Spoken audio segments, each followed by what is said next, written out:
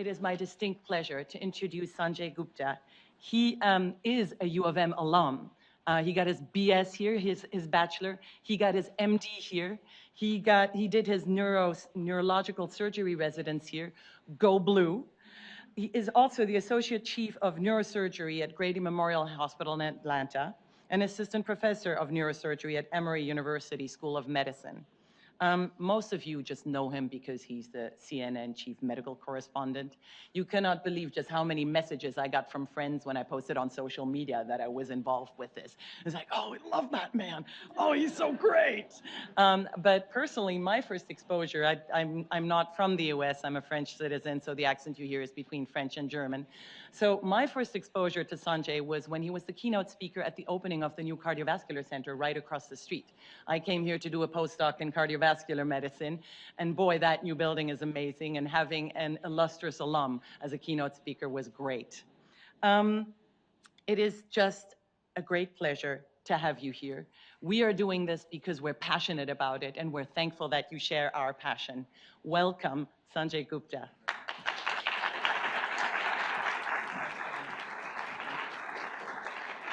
Thank you. Good morning, everybody. I'm really impressed you're here so early on a Saturday morning. Not sure I would have been able to do that when I was a student here. So thank you very much. It's a great honor for me to be here. I've been really looking forward to this for some time. It's an idea that we've been thinking about in our family for a while, and I'm going to share with you today a little bit about the thinking. But what I wanted to tell you was that when we think about this sort of event, the idea of being able to get together in this disinhibited, unencumbered way to define problems and then maybe even come up with some solutions is incredibly exciting. We don't get to do that sort of thing very often in our lives. Typically, we're in firefighter mode, going from one crisis to the next, solving the problem of the moment, as opposed to really being able to take a step back, being in a room full of smart people such as yourselves, and hopefully coming up with some brand new ways of looking at the way that we communicate around issues of health. So I'm really excited about it. When I first started doing media, I really had no training whatsoever. It's kind of interesting now to look back 17 years. I just started doing broadcast journalism within the world of medicine and health, and there was no specific training for me. They just sort of throw you into it. It's kind of like being an intern all over again.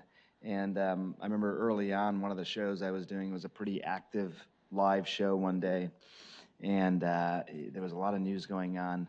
And it also happened to be the birthday of one of my producers, who was in a different floor in a different part of the building, talking to me in my ear. And they were having a little birthday celebration, and during one of the commercial breaks, they said, you know, we really want you to be in on the festivities. So during the live show, they brought me a piece of cake to the set during the commercial break. I was eating it. I was trying to eat it really fast because I was worried that we were going to come back out of break. And we all started talking. Nobody told me that we were suddenly back live on television. And I had a particularly gigantic piece of cake in my mouth. And I kid you not, true story, the segment we were about to do was on childhood obesity. Very, very difficult to come back from that. I think, you know, as Diane was talking about, there's no rules really today in terms of how you think about these health communication challenges. I think that many of you may have already come with some idea, some problem that you're wanting to address, and you know, we're certainly very anxious to hear about those. It could be things like how you handle communications in the middle of a war zone. It could be transparency of costs in emergency rooms. It could be the stigma of mental health. Whatever it might be, there's nothing that's not possible, I think, when talking about this sort of hackathon. I would tell you to worry a little bit less about the specific editorial and think more about how some of these communication challenges will be addressed. How could they be addressed for the particular issue that you have, but how might that also be translated for other types of issues as well?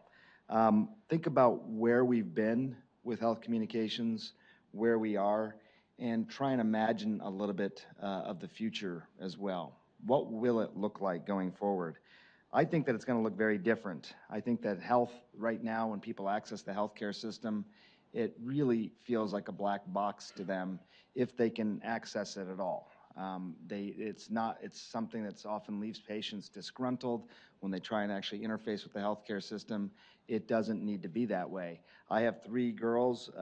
They are 12, 10, and 9, and I know that the way that they look at healthcare when they're my age is going to be very different than the way that we do it now. They're not going to be picking up the phone on a Tuesday hoping to get an appointment for the following week, possibly another appointment, getting their scans, trying to get those over to another doctor's office, not sure what any of it means, not sure how much any of it costs, not sure how to translate what they've learned for the people who they love the most. So that has to change.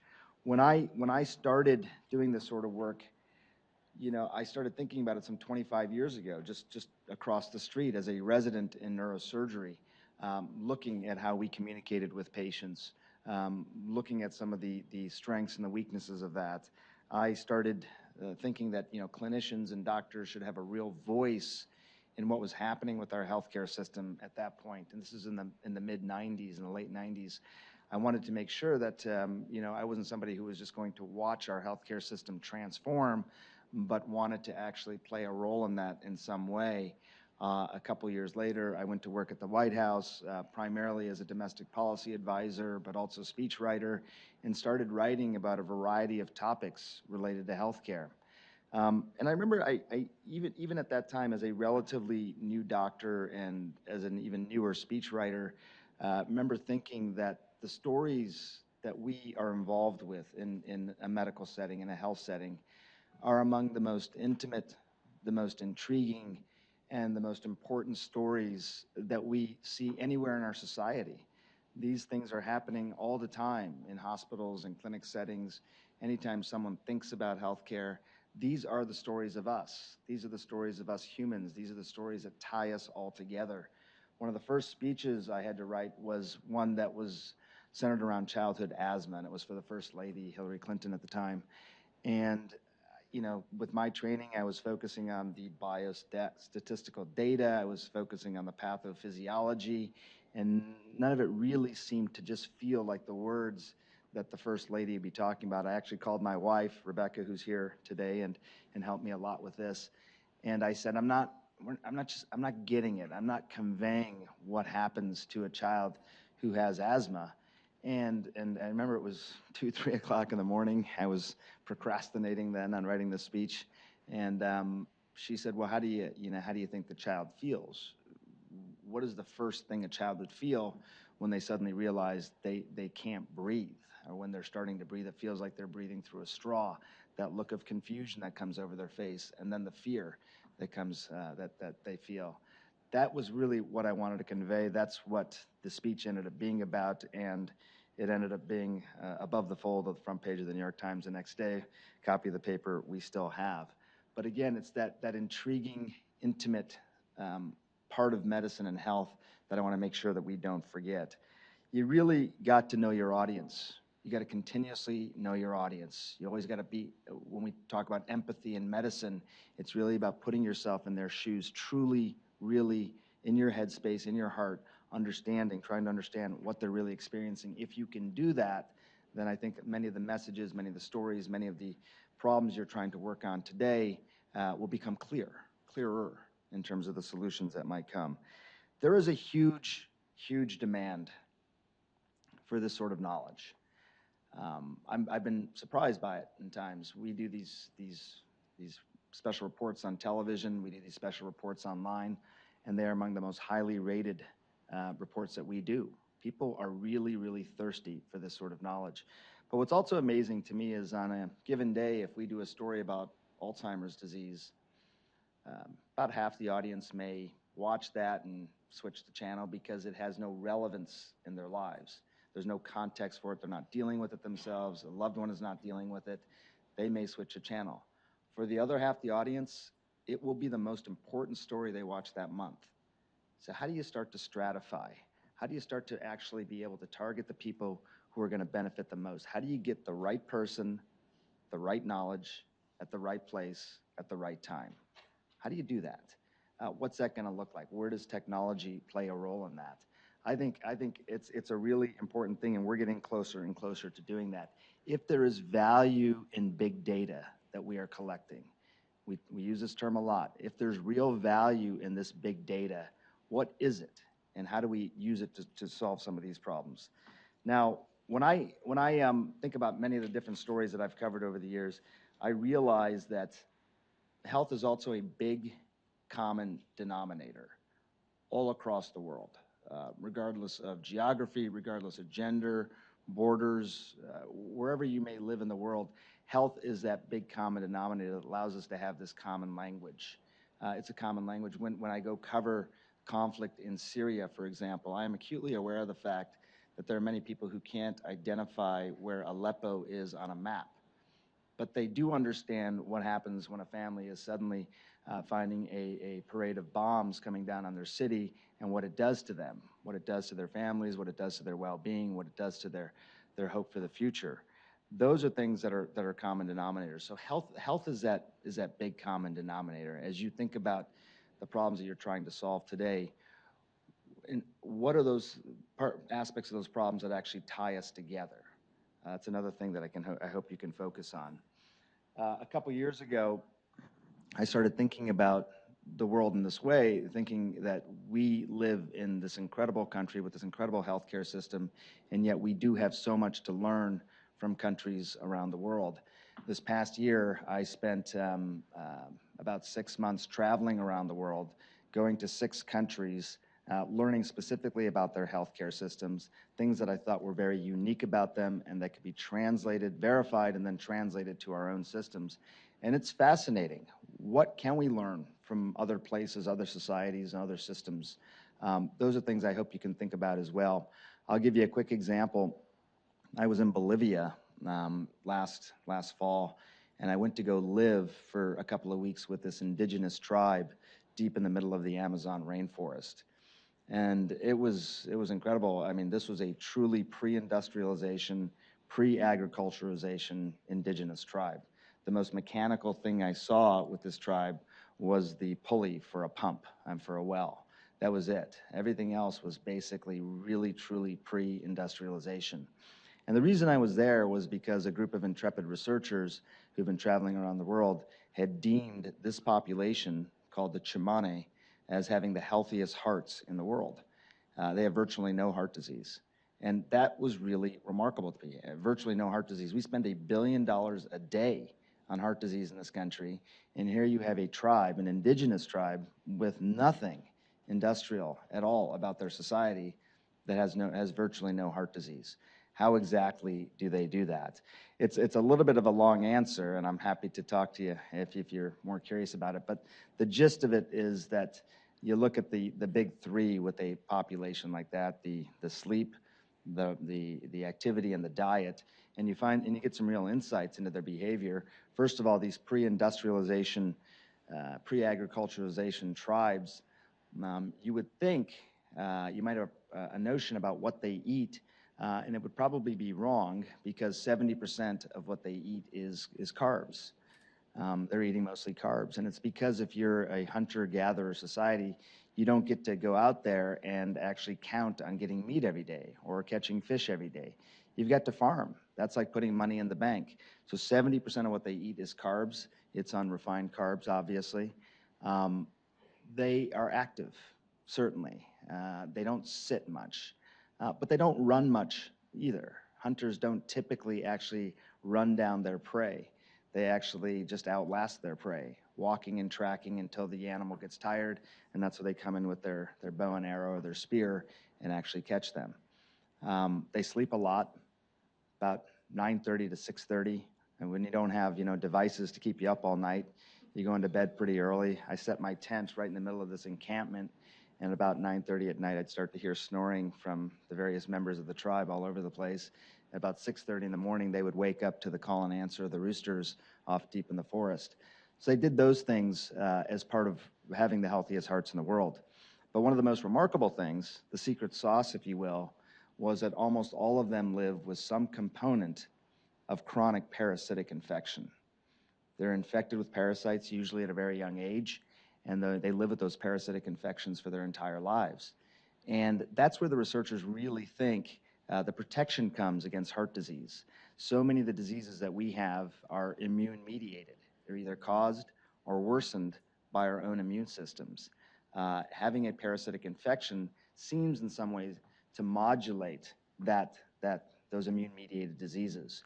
I'm not suggesting anyone's going to go out there and knowingly expose yourself to a parasite, but you don't know what we may learn from societies around the world. So I have tried to become much more open-minded in terms of the solutions and where those solutions may come from as we think about our healthcare system.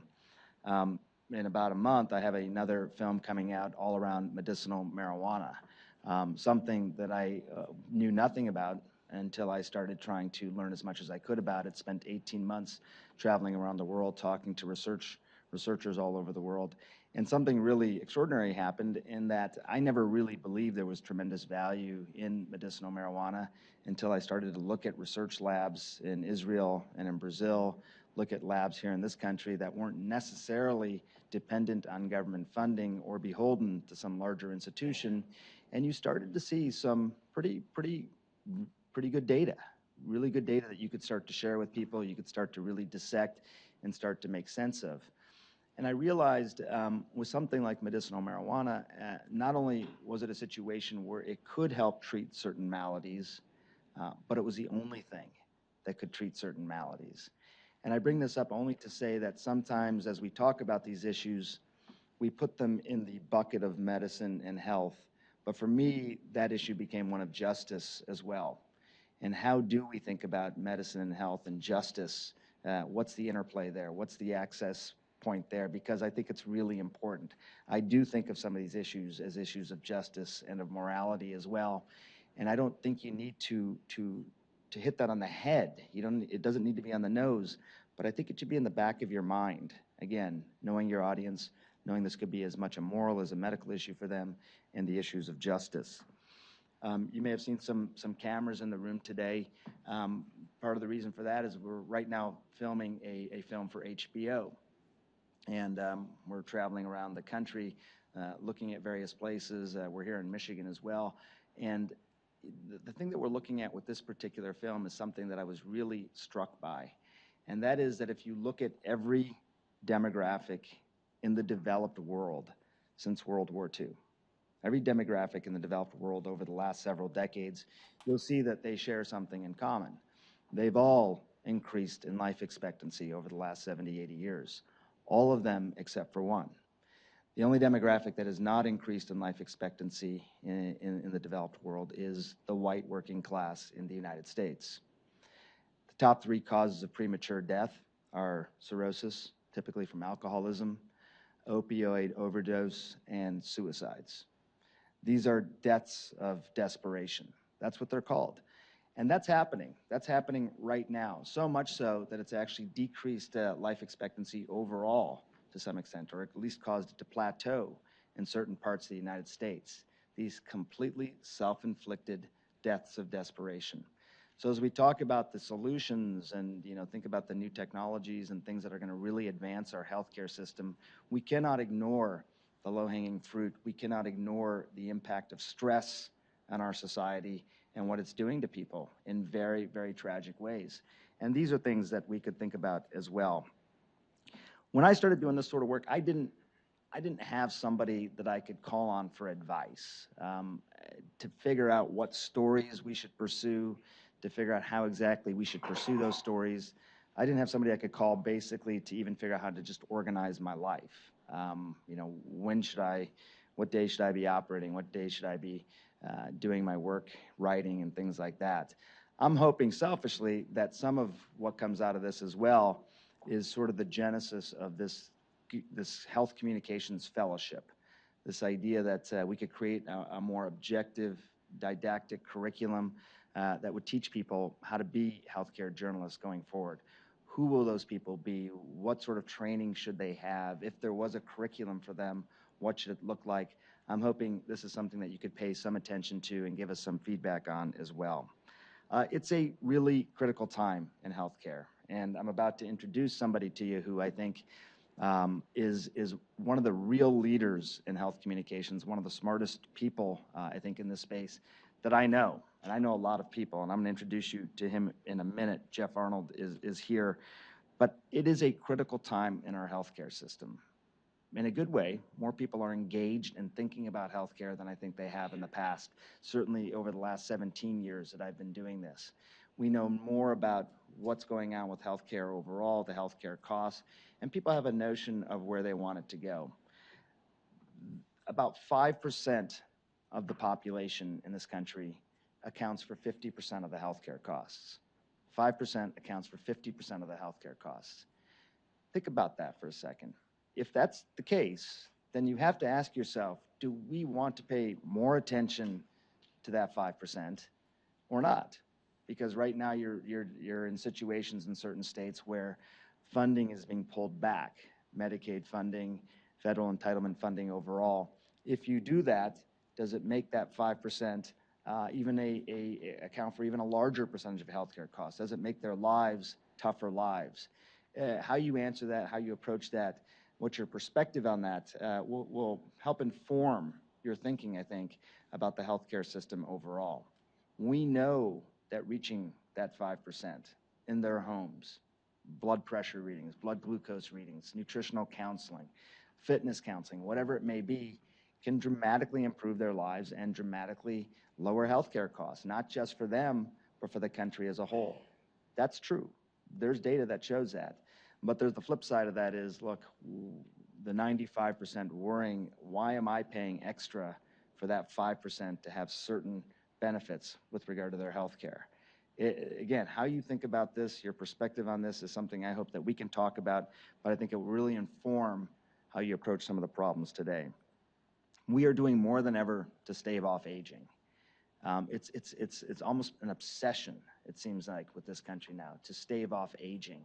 I go to Silicon Valley. I'm talking to people all the time there. I was with Bill Gates at the JP Morgan conference, and I was asking him about death and dying and disease, because this is an area that he's been focused on for some time. And I said, you know, death is not a curable disease. And he said, I'm not so sure about that. So I'm not sure what he's got cooking, but there's no doubt that people are thinking about technology and staving off aging in all sorts of different ways. We got stories that we have coming up on this topic that I'll just share with you quickly because I think they're so interesting. One of the ones that we're going to be working on for 60 minutes is on this idea of something known as electroceuticals. And when you think about trying to treat disease in this country, we're very used to pharmaceuticals. We're very used to using chemicals. And this idea was that, had we really started to define and understand electricity before we started to understand and define chemistry, most of our therapies would probably come in the form of electroceuticals, not pharmaceuticals. What are electroceuticals going to look like? What are these tiny little electrical devices that are implanted in certain parts of our body to stimulate everything from the ovaries for polycystic ovarian disease to the pancreas for diabetes? That could be the way that we're looking at our healthcare system overall. And it's really, really fascinating. But to many people, this was an obvious invention, that we were going to, at some point, be able to actually implant as opposed to giving these more broad chemicals that impact all these different areas of our bodies. Somebody said to me that if you look at humans and mankind, one of our first inventions was fire. And then pretty soon after that was the wheel.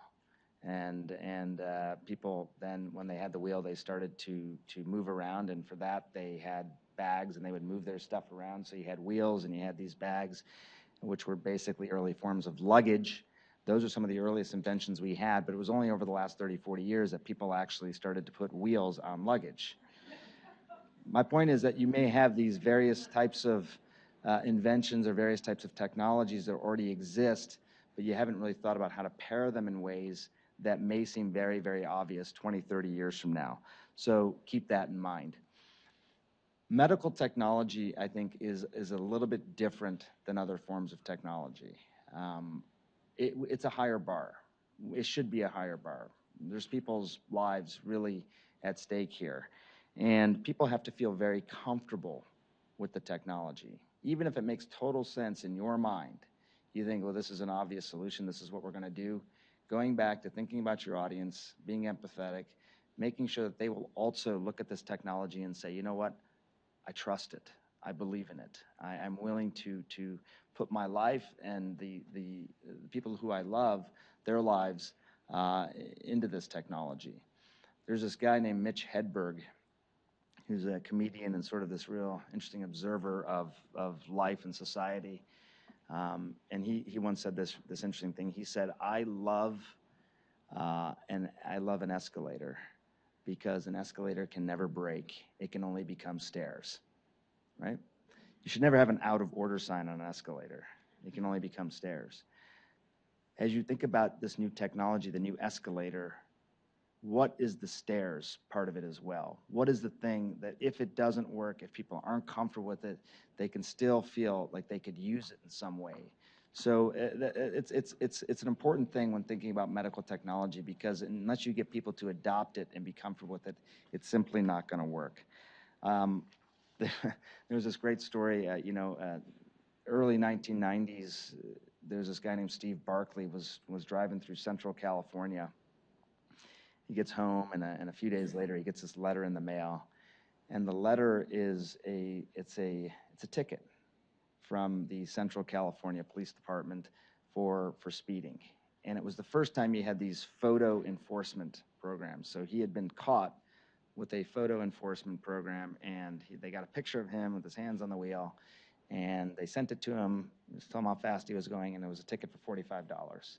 And it kind of freaked him out. I mean, this is, almost 30 years ago, and that didn't really happen, this idea of being watched by machines, and that was not something he was comfortable with. So he had this letter, and he had this ticket, and it was a picture, and there'd been no human involved, so he thought about it. The ticket was $45. He went inside his house, he took out 2 20s and a 5, he Xeroxed it, and sent that back to the police department.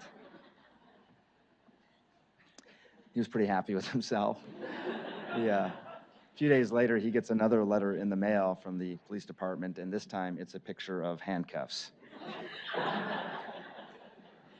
And he sent the money in.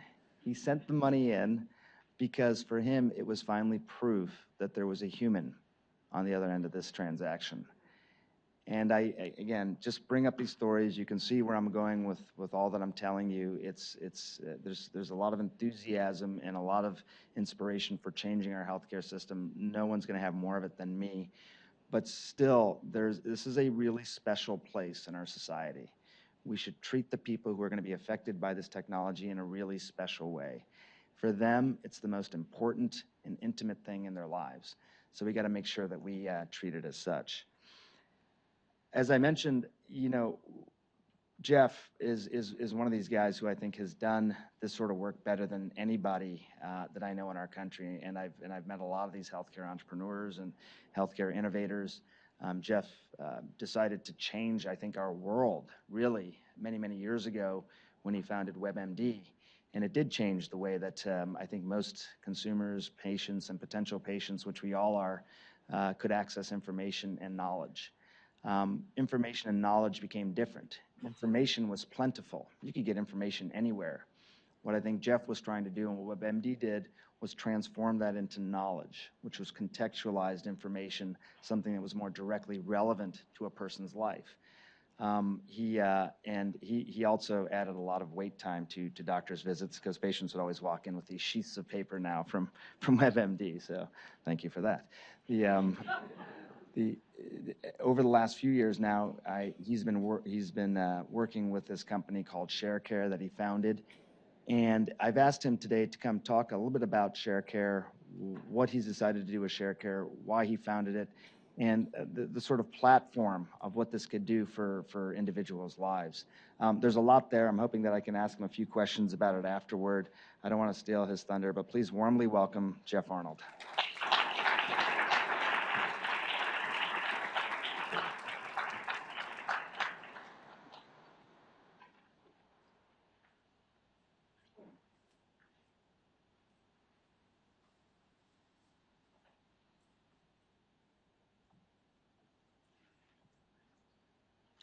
just need to switch the input here and we'll be good.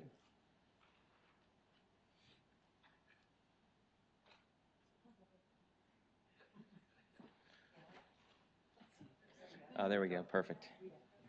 I can't tell you how many times in my career the AV hasn't worked.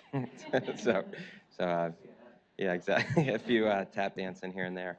I really appreciate having the opportunity to come to talk today about folks that are passionate in health communications. And thanks, Rebecca and Sanjay, for doing this. And Don Whaley, who's our president, who I've worked with since 1998, for making the track as well. When I was thinking about what to talk about for 20 minutes or so, I was thinking that folks that would come to something like this are probably very similar to the people that I've worked with in the past at WebMD or at ShareCare. And so I thought I would talk to you more as like colleagues or peers of, what are some strategies that we could have together to be successful in health communications. So maybe I thought I'd start with just kind of a few kind of key learnings that I've had over the last 20 years. Back in 1994, the first business that I started was a heart monitoring company. And we had this little monitor that was like an American Express card that you put up against your chest, and it would record EKGs when people were having symptoms. And the problem that solved is people that have these transient arrhythmias would go to the doctor and they'd say, hey, my heart's doing X, Y, and Z. And it was like bringing your car into the mechanic, and when you're there in the shop, the car's not making that problem, and then you drive 3 blocks away and you hear it again. So we started this little business and built this monitor. And like many of us, I'm very enamored with technology, but what I learned early on in my career in healthcare was it's not about the technology, it's about building a relationship with the patient. And if you were able to build a relationship with the patient, you were able to get compliance. And if you got compliance, you got results. And if you got results, you got used more often. And so kind of at a very early age, kind of realizing that this is not just high tech, it's also, as Sanjay said, high touch as well. WebMD, we started in 1998, and the goal with WebMD was that now health had a homepage, that for the first time people could get information in other places beyond just their physician. But the idea with health having a homepage is we realized that healthcare was very fragmented. There was all these pieces and parts that were kind of littered everywhere, and we wanted to know how could we bring it together so patients and providers could better collaborate. It was a little early on then. We realized that just giving information to people in scale, not from their doctors, was going to take a little time to digest. After WebMD, had a company called How Stuff Works that we sold to Discovery Channel. And that idea was all about, as Google was emerging, how do you become kind of the sister to search? And as people typed in keywords, how hybrid cars work or how artificial hearts work would show up. Again, though, it was about making the complex simple. How do you take something like a hybrid car and explain it to somebody who is considering buying one? 2010 rolls around, and I'm working at Discovery Channel with Don. I think it was the first real job I'd ever had. And I get a call from the CEO, and he says, we're doing a network with Oprah Winfrey and something with Dr. Oz, and they want to get on the phone with you and brainstorm digital health. And so I get on the call, and I get asked the question, if you could start WebMD over a decade later, how would you do it? And I kind of took a step back, and there's this website that you can go to that I don't know if many of y'all are familiar with anymore, but it's called the Wayback Machine. And Amazon actually owns it. You can type in like WebMD, 1999 or eBay 2000 or whatever it may be. And so I'm on the phone call with them, and I'm on the Wayback Machine, and Don was with me, and I'm looking at it, and I'm like, wow, this doesn't feel like it's changed that much in the last 10 years. We're still kind of operating in Web 1.0, but there's been all these engagement strategies that have emerged. I mean, look how much time people are spending in places like Facebook. But thought, I don't see patients and doctors going to Facebook to collaborate. But what I do see is consumerism in healthcare starting to take shape. I see smartphones becoming more pervasive. But I feel like there's a real need to humanize this technology. So as we go forward, instead of there being a WebMD, how could my doctor become their own WebMD? And how could people go beyond just getting information? So we start ShareCare in 2010. And it's been a pretty exciting ride. We now have about 2,600 employees that are working on health communication strategies. Data scientists are based in Berlin. Medical informatics people are based in Vermont. We have nurses in Nashville, medical record people in California, all kind of striving to be able to figure out, not too dissimilar to how health has a homepage, but how do you get all your health in one place? Starting to look at areas like financial services and thinking, you know, I don't have 12 apps on my phone to manage my money. Why would I have 12 apps on my phone to manage my health? We've raised $370 million in the last 5 years for ShareCare. And the reason I bring that point up to you is, as you might be considering a career in health communications, this is a career that is going to be well funded. There's billions of dollars currently going into digital health, as investors are looking at this as the last sector to be disrupted, right? So if Airbnb can disrupt hospitality and Uber can disrupt transportation, how are we going to disrupt healthcare and begin to deal with our health in similar ways that we deal with all other areas of our life? I was prepping yesterday for something I have to do in DC in about a month, and we were on this phone call, and the theme of the conversation was disrupt or be disrupted. So you're either going to be the one who disrupts, or if you don't get on board, you're going to be the one that gets disrupted. And I thought about that, and I said, you know what, we believe at ShareCare, there's a little bit of a middle road there. And I think Sanjay alluded to that a bit as well, that you can be disruptive, and hopefully I'll give you a few ideas today that we think are disruptive. But at the same time, you don't have to disenfranchise. And so what we try to do at ShareCare is really become the digital ally of the big health systems, of the providers, of the health plans, of the self-insured employers. And so as we went out and we raised capital to put all your health in one place, in the spirit of being disruptive but not disenfranchised, we said we need to start to get partners that can take us from the living room to the exam room to the workplace. So we started off in the living room, and we got Oprah and Dr. Oz and Discovery Channel and Sony and Hearst to become an investor, because we wanted to get into people's homes and talk to them about what the future of healthcare can be.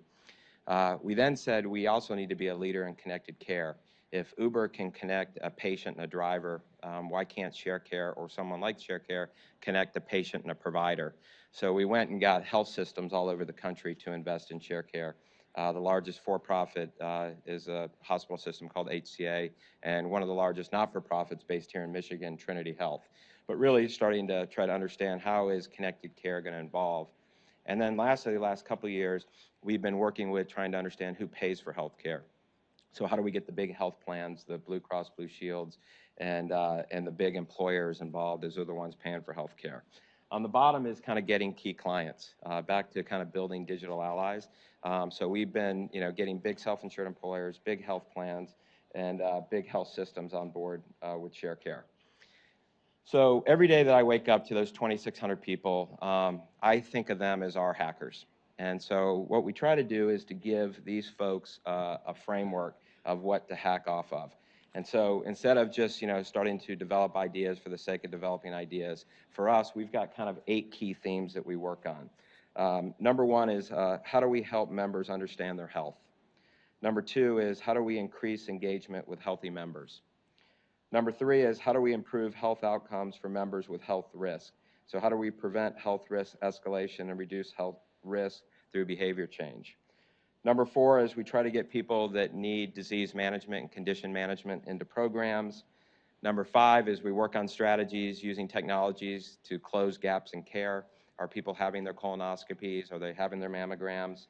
We try to reduce ER utilization when appropriate. We try to optimize physician networks. So think of that as almost like a Match.com. How do you get the right patient to the right provider at the right time? And lastly, we try to curb pharmacy spend and help people be more adherent and more compliant to their medications at the same time. So if I was talking to my 400 developers, this is what we talk about. So if you're going to bring an idea to the table for a problem that we're trying to solve, talk to me about which one of these 8 buckets that it falls into. And then what we do is we try to build capabilities off of those 8 key objectives. And so I thought I'd highlight a few of the capabilities that we've developed as it relates to health communications. So the first one is when you onboard onto ShareCare, which 60 million people have done, the first thing that you do is you take the real age test. And so what the real age test is, which 45 million people have taken, is it tells you what your body age is, not your calendar age. And so, so what makes that interesting for an audience like today is prior to a real age test, what they called that was a health risk assessment. And nobody ever wants to take an HRA, right? And so, so very few people take it. Every company tries to get their employees to do it. But we called it a real age test and said, wouldn't you like to know what your body age is, not your calendar age? Obviously, it had to be evidence-based, but we found that this is a great way to get people to take that really first important step, which is learning about their lifestyle and medical history. The second area is all around data-driven dialogue. And so as you think about health communications, where my thinking has evolved over the last 20 years is gone from a one-size-fits-all, which is kind of what I think of WebMD was. We could all go to WebMD and you could look up diabetes, to a very personalized experience. So in ShareCare, we've made 30,000 videos. We've built a taxonomy out from allergies to women's health. We've recruited 40,000 subject matter experts. We've answered 500,000 of the most frequently asked questions in Google.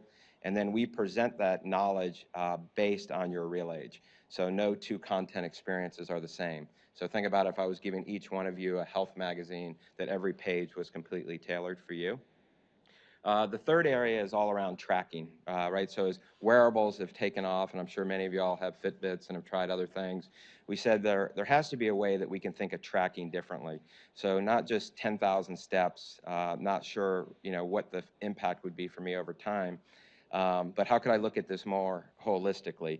So we did some work with our scientists and we said, what are the 12 items that most influence your real age? And we found it was your stress, it was your diet, it was your activity, it was your sleep. In some cases, it was your medications. And we said every day what you should try to do is to flip 8 of those 12 items into the green. And if you flip it, you get a green day. And a green day is like a Bitcoin. It's a wellness currency that you can exchange back to make yourself younger, or your employer, your health plan can give you financial incentives. So it might be a reduction in your copay, it might be a tax-free dollar, or what we're finding with millennials is they want to turn their green days in for experiences. It could be a local experience with Airbnb, or it could be a trip to some destination. So some more kind of health communication areas that we've been focused on that I think are really exciting is all around this area of coaching. So today at ShareCare, we have 750 nurses that we employ. And we use these nurses as coaches to help people with their diabetes or their COPD. But what we've been doing over the last year is investing tens of millions of dollars and trying to reinvent how disease management has been done in the past. And the way we approached it is we said, if Siri was your coach, or if Alexa was your coach, how would Siri do it, right? Today it's done where I've got nurses and call centers that are dialing on the phone all day, trying to get people to pick up, to talk about why they smoke or how they're doing on their diet. And we said in the future, that should all be asynchronous. So it should be built into the app, and there should be chat bots that are evidence-based, and the phone should be giving the system all the intelligence it needs around that person's behavior to be able to coach them 24/7. And then once a week, be able to check in with a live person to see how things are going. And so our goal is, last year we made 10 million phone calls to members, people, employers, and health plans that have enrolled with ShareCare. And our goal is to go from 10 million phone calls last year to 1 million phone calls this year, but take those 10 million touches that previously were done through the phone up to 100 million digital encounters. And so drive down the number of physical phone calls, drive up the number of engagements by 10 times. The third area is all around, working with providers to figure out how do physicians start to prescribe digital tools at the frequency that they prescribe medications. And so there's a lot of work being done right now is how do doctors prescribe programs digitally, care plans, et cetera. And then lastly, an area I thought I would throw in here, because if I was sitting in a hackathon, this might be something I would be thinking about, is pharmacy spend is not sustainable in our country. And there's also a major problem with compliance. And so we're trying to get our hands around 4 areas. How do we help people understand that their drugs are safe? How do we make sure that they're effective? How do we get users the best price? And how do we make it as convenient as possible? So one of the cool things that we're doing with technology is, outside of reminding somebody to take their medication or refill it when the time is right, we ping 67,000 pharmacies real time, and we bring back to the person based on their health plan where they can get the cheapest price for their medication. And then, you know, these technologies that we're working on today are changing so fast. And so we're real passionate about frictionless technologies. So think of the smartphone as potentially the greatest healing device that we've ever seen. It's packed with so much technology. It has accelerometers, it has GPS, it's got your social graph. How do you start to take all that data off the phone to start to tell somebody about their health? So we bought a company in Germany that looks at voice. And voice, we know it as Alexa and Siri. But from a medical standpoint, your voice is made up of a fractal pattern. And your fractal pattern in your voice is an emotional thumbprint. Think of it almost like an emotional selfie. And when you talk on the phone, you can take an algorithm against your fractal pattern, and you can tell somebody what their stress level is. So I hang up the phone with Dawn, and it says I was productive, or I was anxious, or I was calm. And then me being self-aware of my actual stress, not my perceived stress, by itself helps me change behavior. And so it gets people really engaged in their health. And one of the big goals that we have with health communications is how do we go from episodic to everyday? So with WebMD, I used it in an episodic way. I only went there when I was sick. What we're trying to do with ShareCare, with all your health in one place and being on the phone, is trying to get you use it in every day. But to do that, to educate people in masses, sometimes you have to use unconventional ways to get them to think differently. So when the presidential debates were going on, we wanted to show people how the voice technology worked. So I thought I'd put this little clip in here just so you could visualize it. Thousands of jobs leaving Michigan, leaving Ohio, they're all leaving, and we can't allow it to happen anymore. As far as child care is concerned and so many other things, I think Hillary and I agree on that. We probably disagree a little bit as to numbers and amounts and what we're going to do, but perhaps we'll be talking about that later. But we have to stop our jobs from being stolen from us. We have to stop our companies from leaving the United States. So there's so many just amazing technologies that are coming to the forefront with facial recognition, with pressure that you put on the phone to measure stress, to using voice. But what I love about it is people open the app on average 5 out of 7 days.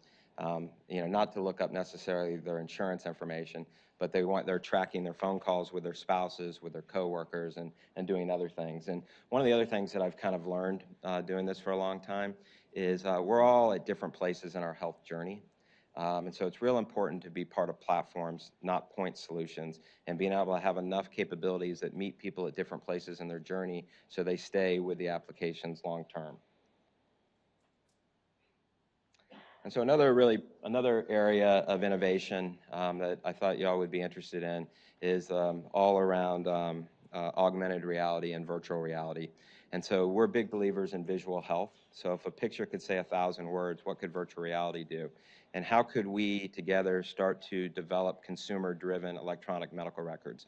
So not an electronic medical record that was built for billing, but was built for knowledge around patient education. So we have been building out the Google Maps of the human body.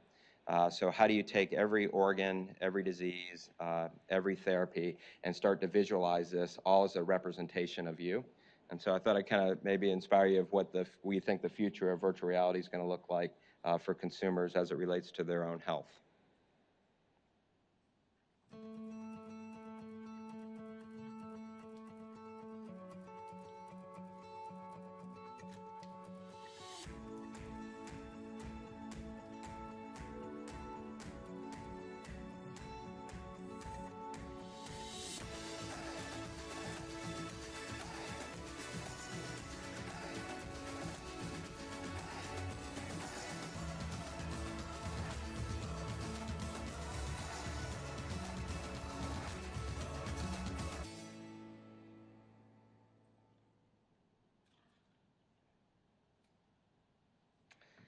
Okay, so we've talked about kind of what have we learned in the past. With WebMD, it's not just the technology; it's about building relationships. With WebMD, it was about trust.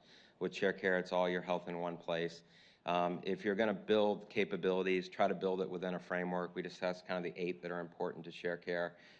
Then how do you take things like health risk assessments, make it more interesting by packaging it as a real age?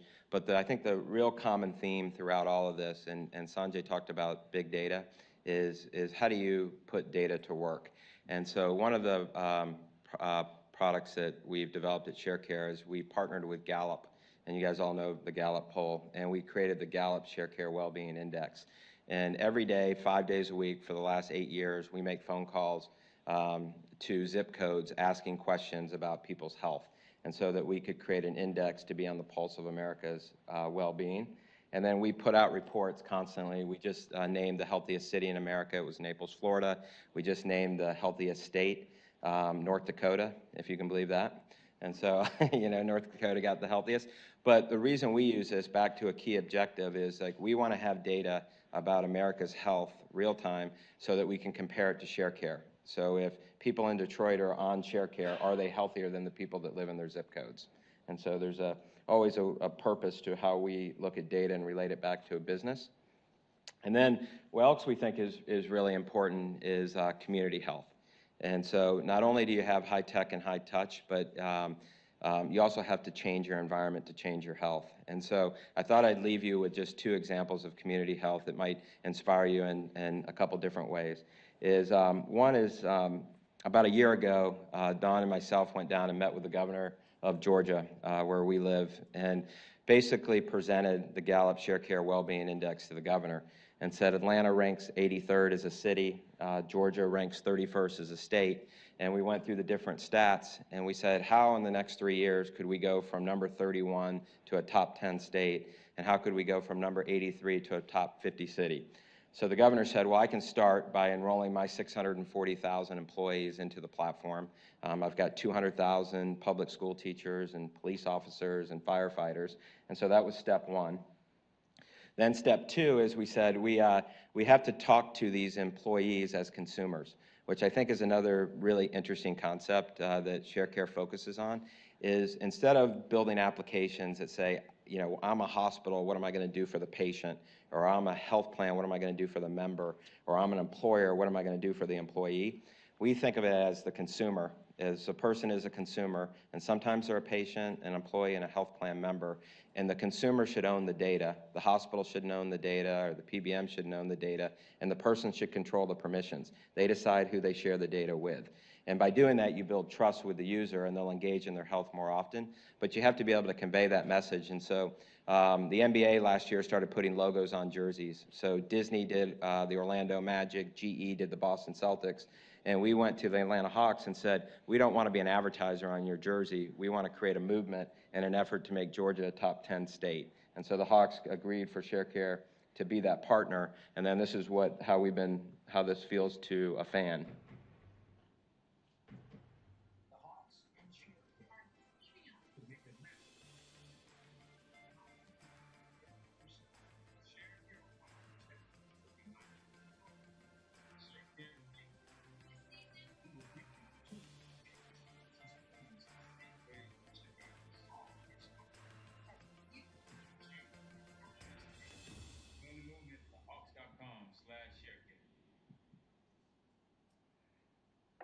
And then what's been great about it is the way that we fill the Hawks games is as users earn green days inside the app, then they get free tickets to the Hawks game. And so one game will take teachers, another game will take firefighters, another game will take police officers, and it's been a really exciting kind of building the movement. Starts with data, where do we rank? Takes leadership, we got our governor, and then it takes critical mass, right? How do you start to get thousands and thousands and hundreds of thousands and millions of people to participate? My personal favorite project that we've been working on for the last year is Hawaii. Not just because I like going to Hawaii, but we found a really innovative CEO in Hawaii that runs the Blue Cross Blue Shield there, and they've got about 70% market share. And they said, we want to be the first state that rolls out ShareCare, and we're going to buy ShareCare for all 1.2 million people of Hawaii across all 8 islands. And this was the first time that we were able to deploy something that we own called the Blue Zones. And so as I mentioned earlier, we love the high tech, we love the high touch, but we also believe you have to change in your environment to change your health. So we have a platform that was on the cover of National Geographic in November, and the title is What is Happiness? And we partnered with a gentleman who traveled around the world, and he studied places that had the most centenarians that were living past 100 and still thriving. And he built a cookbook that said these are the common attributes that any community, if they showed signs of readiness, could adopt. And so Hawaii now has 8 blue zones going, and that's where you invest in people, places, and policy. And I thought I would kind of show you what ShareCare looks like across the state when you start to include grocery stores and other places where people live.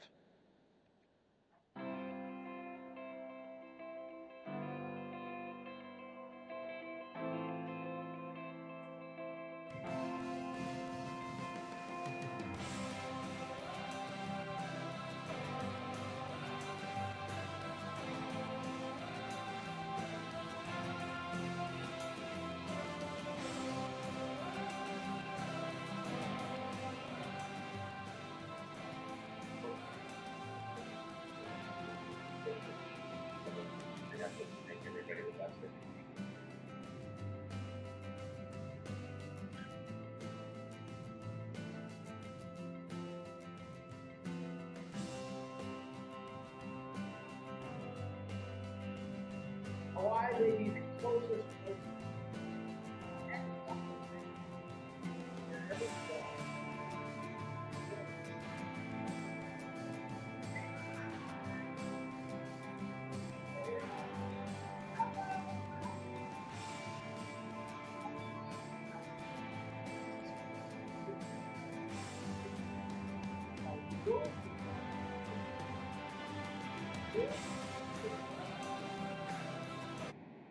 So what's fun about that is in June, we asked everybody in Maui to download ShareCare, and there was 6,700 golden tickets in the app, kind of like a Willy Wonka.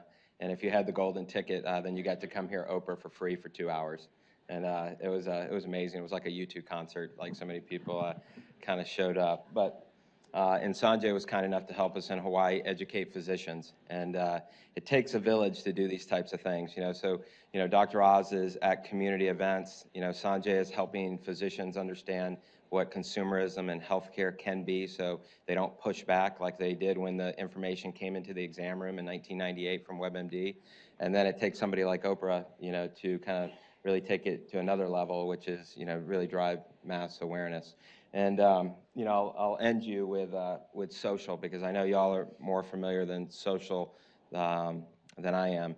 But social is another very powerful mechanism. It has a lot of negative connotations, and Sanjay and I were talking prior that we're the no vacation nation, that we used to take 20 days of vacation a year, and now it's down to 16 days. We're constantly connected. We've got lots of stress in our life, and that's why we use technologies like the voice to detect that. But social is also a really powerful way to share care, and that's how we utilize it. We've got 12 million followers in social, and what we try to do is we try to find people like yourself that are building amazing digital health solutions that can crack the code to problems that have existed for a very long time, and get those solutions to the people that need them the most, and inspire that next generation of hackers to build the solutions for ideas that we haven't even dreamed of yet. And thank you very much, and good luck over the next couple days.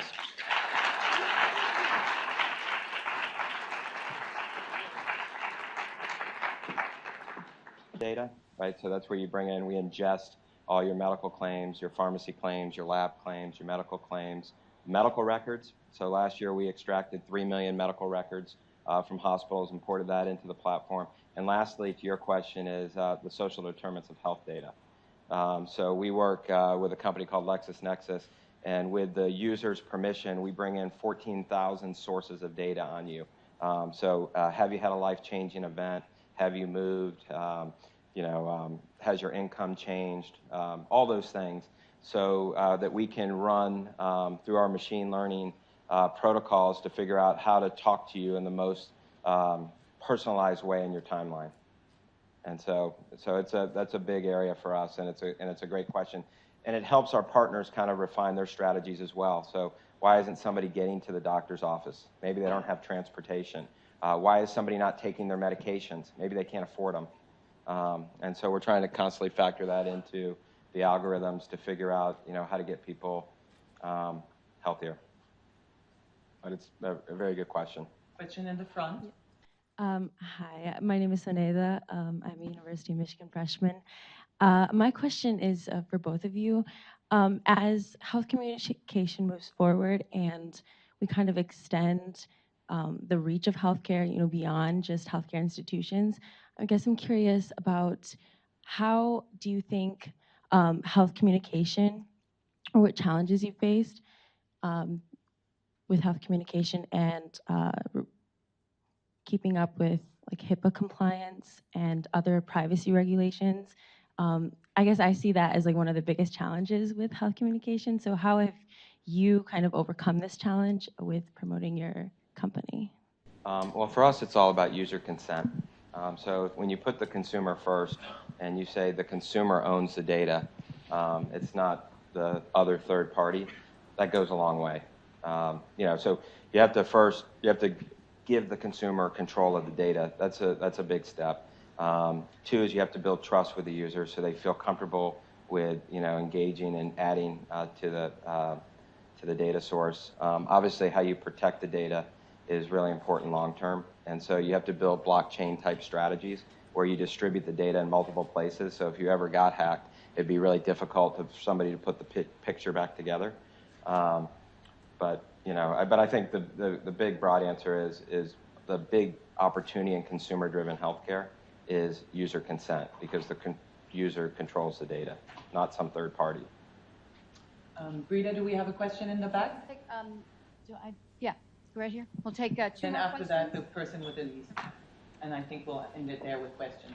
This is for Dr. Gupta. You mentioned today and yesterday something about a health journalism fellowship. I was wondering how that relates to this hackathon, and can you talk more about it? Thank you. Yeah, can you hear me okay? That's a great question. When we started thinking about the Health Journalism Fellowship, it was as I mentioned, in large part because there really isn't something like this that exists right now. What we're talking about is a really nascent area, a new area of journalism. And because of some of the challenges that I had sort of starting off, I thought that, I felt almost an obligation to try and create something like this. But knowing full well that I wasn't sure exactly what form it would take, what it would look like, what people really wanted as they were going into, if they were pursuing a career in health journalism. But the other part of it, and this sort of came over the last few months, was this idea that there's all sorts of great ideas out there that unless you have a Jeff Arnold to help support you, or you have a really great home institution, you can't always get those ideas funded. You can't find people who are like-minded, who may want to work on these things with you. And that is part of where the hackathon sort of came from, the idea of actually getting people like this together, coming up with these ideas, then hopefully at some point the fellowship being a place where people could start to really work on these ideas. So a hackathon first to start recruiting some of these ideas, hearing from some of all of you directly, and then hopefully transforming that into something that's more permanent, that lives here at the university and can be a place that health journalists really go to start learning how to do this sort of work. Last question over there. Jeff, is there an API we can use for ShareCare?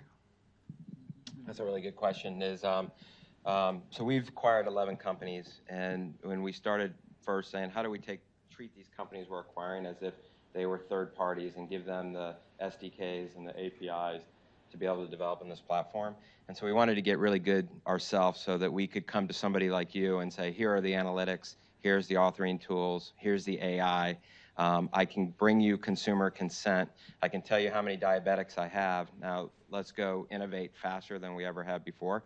But we think we're about maybe a year before we'll broadly distribute that. But what Sanjay and I have been talking about is as this program matures, is a great opportunity to create a living lab, right? So to be able to come maybe next year to this and say, here is, I've got 50 million people that have consented to be part of this hackathon living lab. Here are the authoring tools, here's the analytics, here's the AI. What could we develop and deploy and get feedback from real time? And imagine the implications for public health and other things if you could go, from big data to real-time intervention. And so that's something that we're hopeful that might be able to happen over the next year. All right. Thank you very much. Thank you. All right. I hope you're all super inspired. I'm inspired. I don't know if you saw, I took notes because there's definitely a couple of interesting topics that came out of the keynotes. So if you can't come up with anything, I'm ready. But I'm quite sure that you can. And so let me talk to you a little bit about how this is going to work. I also want you to know that if you didn't understand half of the answer that Jeff just gave, because that's very IT specific, that's fine. At a hackathon like this, we expect a great mix of people. People who know about IT, people who know about communication, people who know about health, and people who know about other stuff. Maybe every single one of us has been a patient at some point. Every one of us has loved ones who have been patients at some point. You are in this room because you're passionate, because you care about this. And so if somebody says something you don't understand, by all means ask questions. So we're going to go into the how-to. How does a hackathon work? I saw the hands earlier. There were a lot of people for whom this is their first hackathon. Well, you're in for a treat. This is one of the better hackathons, I can tell you that. And so how does a hackathon work? We don't assign you teams, you form teams. And that's in part where those balloons come in. Those are pretty nifty. And basically, what we want to do is give you the opportunity to form teams around things you're passionate about, problems you're passionate about, with people who are passionate about the same things, and ideally with people who have different skills. And so there's not a 1-2, 1-2, 1-2, how we assign you to teams. You do that yourself. And that is part of the magic and a little bit of the messiness of hackathons. So this is where it gets magical and messy at the same time. What I want you to keep in mind is really to be open-minded. It's a yes and mindset, not a, but that was my idea. I really wanted that. You just took my idea. This is a collaborative space. And so there's also different ways to tackle the same problem. So be collaborative. We can learn more from each other than fighting each other. So how does this look? I think I want to make sure that you know the judging criteria before I have you come up and pitch problems. They are on the website, so you can always look that up. But we're looking at most creative, most pragmatic, highest potential for impact, and best presentation. On the housekeeping side, I want you to wear your name tags at all times. I'm wearing mine. I want you to wear yours. That just tells us that you are part of this event. There are people working in this building, and this is a science building. I used to work pretty close to here, and so scientists come in at all hours, and that's great. But we want people who are part of this event to be part of this event. So think about problems. You may have walked in with an interesting problem. And so I want the problem, and so we're about to go into pitching problems. What does that look like?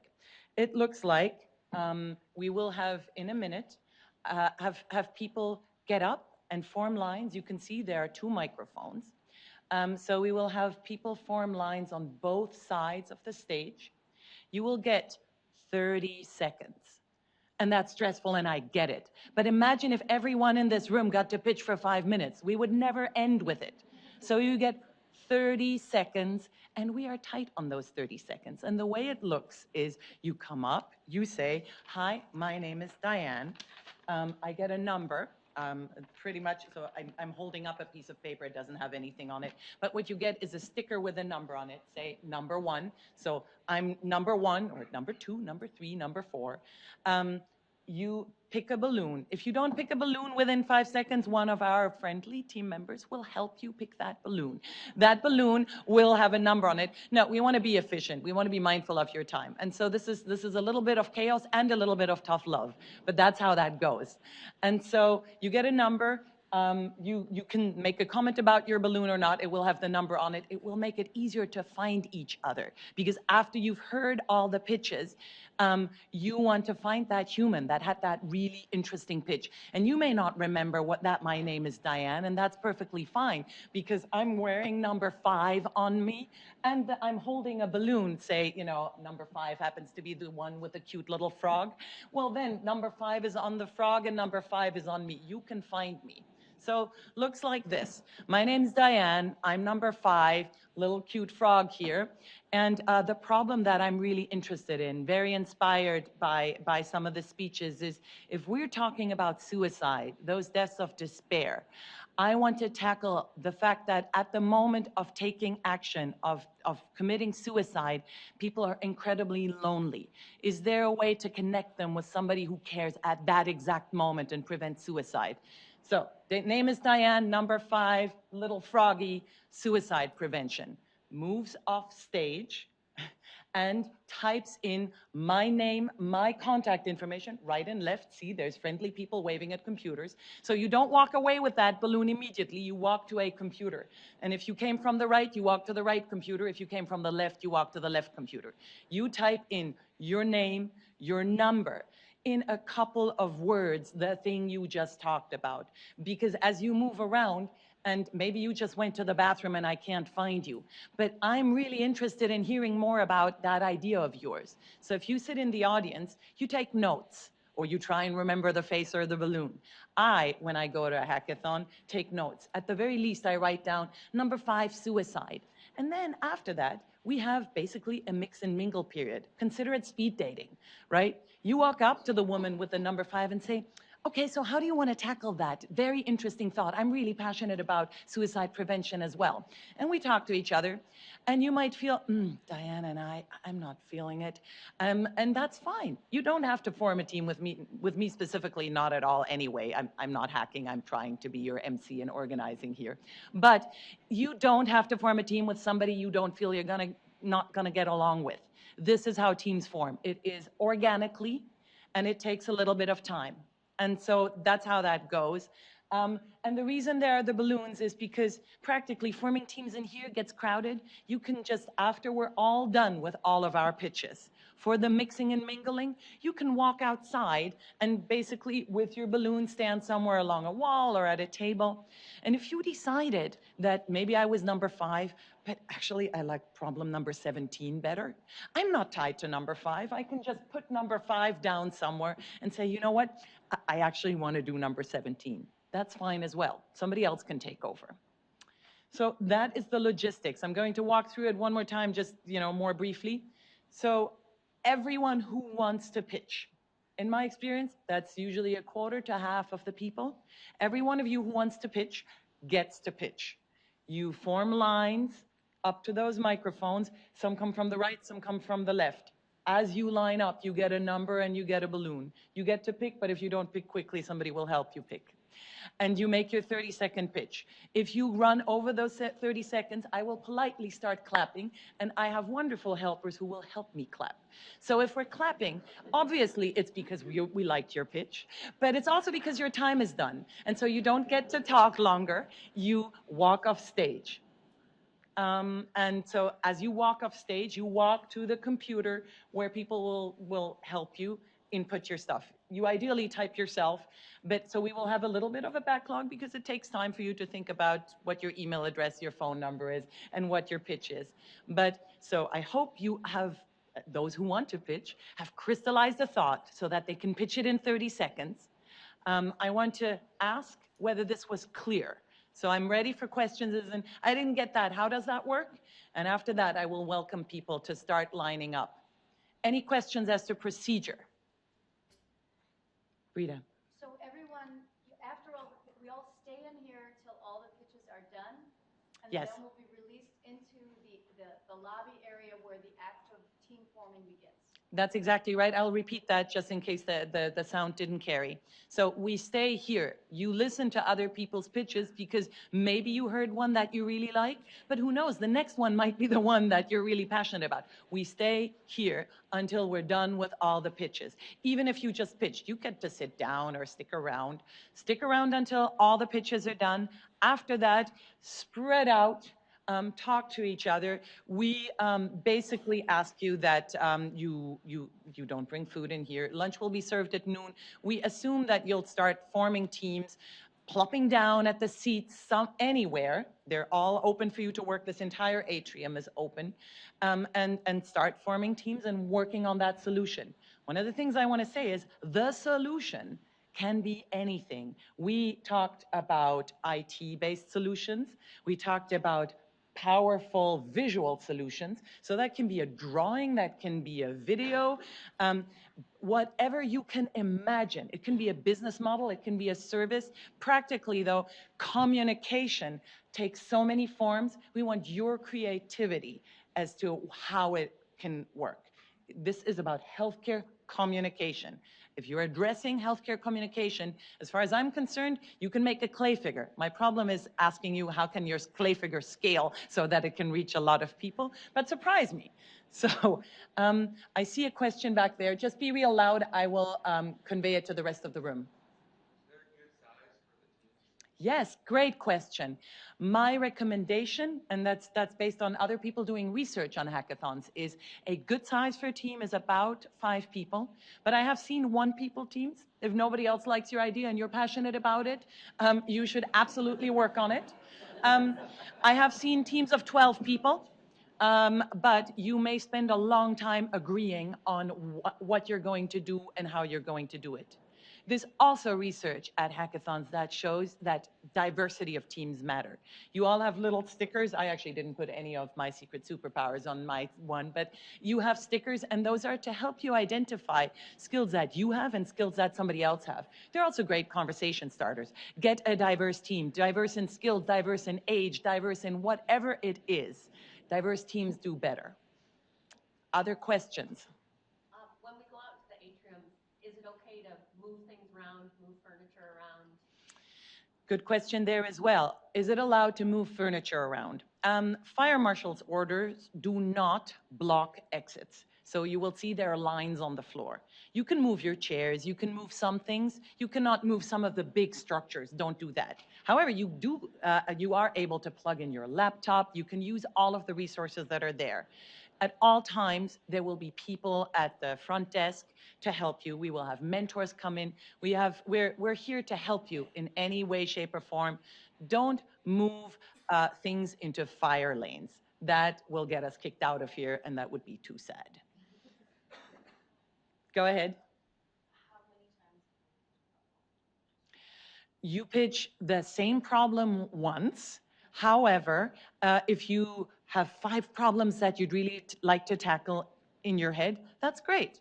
Eventually, you will only be able to be on one team, but maybe other teams will pick up the problem you want to pitch. I have seen people come back 5 times in a row, and we are perfectly fine with that.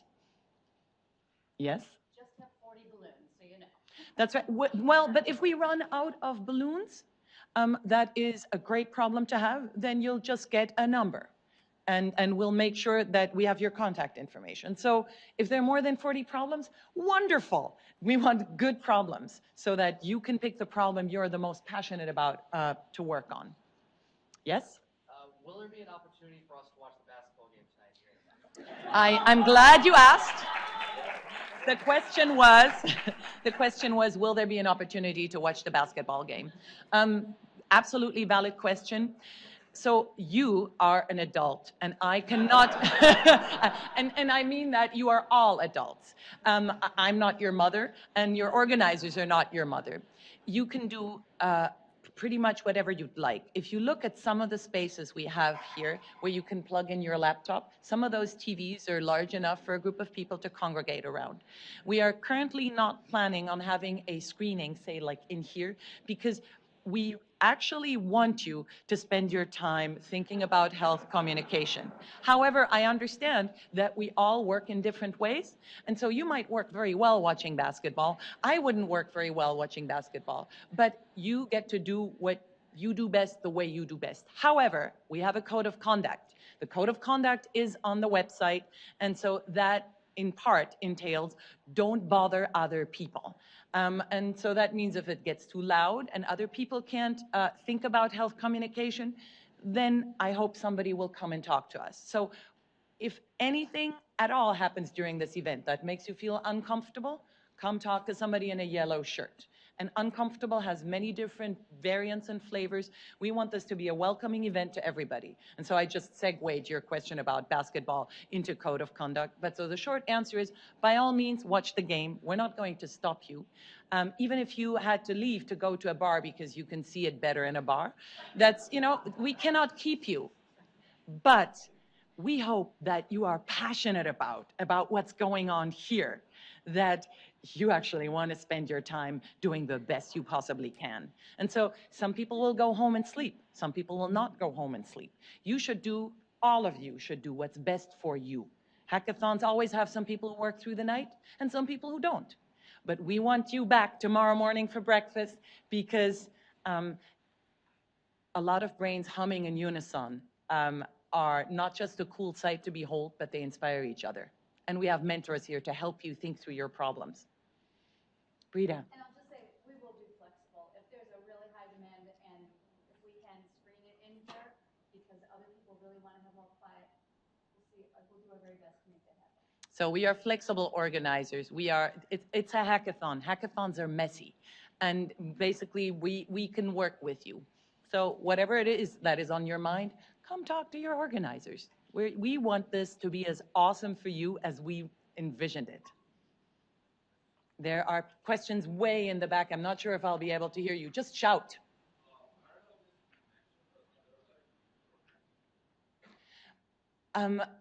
So there are no predefined groups for hacking.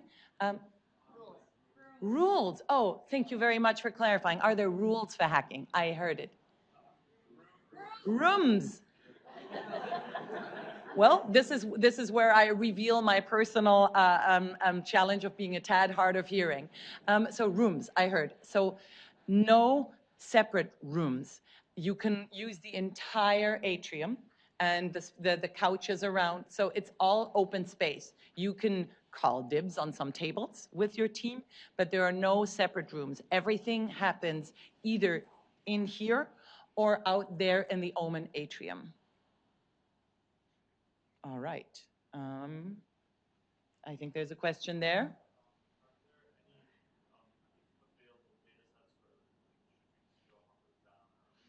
Are there any available data sets? We, as your organizers, have not sourced and curated data sets. I'm going to say this is mostly a communication hackathon. And so if you can find available data sets out there, that's part of your work this weekend. But the importance and the emphasis is on communication, not necessarily on large data sets. So no, short answer is no, we don't have data sets for you. One more point, only on this floor, no other access to other floors. That's right. No roaming around through the building. Theoretically, you shouldn't even be able to get into other parts of the building. If you by accident can, then don't. All right. I think we are good to go on pitches. So I want you to come up, everybody who wants to pitch. Remember, 30 seconds. And line up here. We will have 2 microphones. So 1 and 2. So we have, all right. So we have number 2 here. I think number 1 is coming up there. Hold on. Just hold on. Let number 1 go first. And I want to make sure these people have balloons. All right. This is the messy part. You don't have a balloon yet, and you don't have a balloon yet, and you don't have a balloon yet. Grab a balloon that you like. Grab a balloon. All right. I'm going to give people a second to kind of line up, grab balloons. This is the fun part. All right. And is number 1 ready? Are you number 1? Very good. I would like you to put that number 1 on you so that we can see it while you talk. All right. And then is number 2? I want number 2. Ariel, put the number 2 on you and the other number 2 on the balloon. Same thing goes for, so I want number 1 to go first, and she is about ready. When she's done with her 30 seconds, you go next. So we go number 1, 2, 3 in that order. All right. And you can step up to this microphone because when she's done with her 30 seconds, you're up. All right. So I want to be able to see my timekeepers. Very good. Just because 30 seconds, and to be fair to everybody, I want to make sure that that everybody goes 30 seconds. And we are ready to go. First pitch. Who here has heard of ACEs? tennis aces, card playing aces, hardware store aces? No, I'm talking about adverse childhood experiences, one of the strongest predictors of poor health in adulthood, mental health and physical health, diabetes, depression, suicide attempts, etc. And these are experiences you have as a child, and of course also as an adult that plays a role. What I want to know is, how can we do a better job in primary care for adults? That's what I am. I'm a primary care physician for adults, asking about, listening to, hearing about adverse childhood or adult experiences that have such a huge Thank you. impact. And make sure you enter your name. Make sure you enter your name into a computer. Don't walk away. Number one, don't walk away. Walk to a computer. Thank you very much. Number two. Hello, everyone. Actually, nowadays we have like war everywhere, and people who live in the camp having like information, and unfortunately they are literacy. So why we didn't work together to create a curriculum from different background, from different skills, to help them a little bit through the social media, or having like a platform that help them. They facing like a diseases, they can't like enter school, and they stuck in the camp. So we should do something about them. Thanks a lot. All right. Walk to a computer. Walk to the computer. Number three. Okay, small scale. The Michigan Department of Health and Human Services requires local health departments to conduct vision screenings in children beginning in preschool and at 2-year intervals until 9th grade. When a student fails a screening, a parent or guardian receives a letter stating that the child needs a comprehensive eye exam with an optometrist or an ophthalmologist. Parents don't always trust the validity of screenings and may not understand the risks of undiagnosed vision problems. While some local health departments actively follow up with these parents, there's no statewide required tracking system. Better communication with parents and schools could improve the rate at which these at-risk children receive care. All right. Walk to a computer. Thank you. Go ahead. Hi, my name is Harsha, number 4. One of the leading causes of death in this country is heart disease, and oftentimes you'll be lucky if there's someone there when you experience heart failure. I propose using wearable technology to recognize when a person's about to experience some form of heart failure or heart abnormality, and alert EMT or first responders to get to that patient in time to reduce the amount of time that it takes for them to get to the hospital or to get care, and therefore increase their survival rate. Thank you. All right. Walk to a computer. My name's Matt, I'm number 5. So in 1980s, Don Swanson connected 2 disparate topics, Raynaud's phenomena and fish oil. It was all about blood viscosity. Those were in different journals. Let me tell you something. Keywords are dead, and we are all about findings. We're a technology platform based on the graph. We connect findings, ideas, that connect people. We do this by understanding findings through similarity, sentiment, and synonyms. I found, you found, we found. We're going to find some stuff. Join me. Thanks. All right. Hi, I'd be interested in creating a game that's aimed at increasing compliance of kids that have diabetes type 1 or things like that that don't want to take their medications now that their parents aren't scheduling it for them. So the game would be like you would get coins every time you did it, and you would be trying to reach a level and try to beat people around you, and it would be motivating instead of taking a pill, going for a walk, things like that. All right. I want to say well done, teams, for actually really being in the, don't walk away, number 6, computer, for really being within those 30 seconds. Well done, everybody. Keep going. Thank you. Hi, everyone. My name is Stephanie. I got my BA in psychology here. I'm getting my master's in health informatics. And I'm interested in combining those two and looking into psychology and mental health and trying to improve physician and patient communication in that area to improve overall emotional health in the U.S. And I'm lucky number 13. All right. Put that number on yourself and your balloon and type it in. Hello, my name is Soneda. I am interested in preventative health care. Over the years, I've noticed there's a gap between Americans, particularly young people, and preventative health care services like annual physicals, blood tests, eye exams, things that can prevent disease. And I think this is particularly concerning because it's these tests 5, 10, 15 years down the line that are going to be the difference between a diagnosis of hypertension and heart failure. They're going to be the difference between a diagnosis of stage 1 malignant cancer or stage 4. And I want to... All right, thank you. Walk to a computer. Walk to a computer. Good morning. My name is Dr. Lisa Laprousse. I'm an assistant professor of public health at U of M Flint, and I'm also a member of Latinos United for Flint. I've been very impacted by the water crisis, and specifically, I'm interested in increasing crisis communication to marginalized populations that don't have, say, Spanish language TV or radio, and so we're not able to disseminate crisis communication quickly. So working with marginalized populations, so non-English dominant, as well as people. Thank you.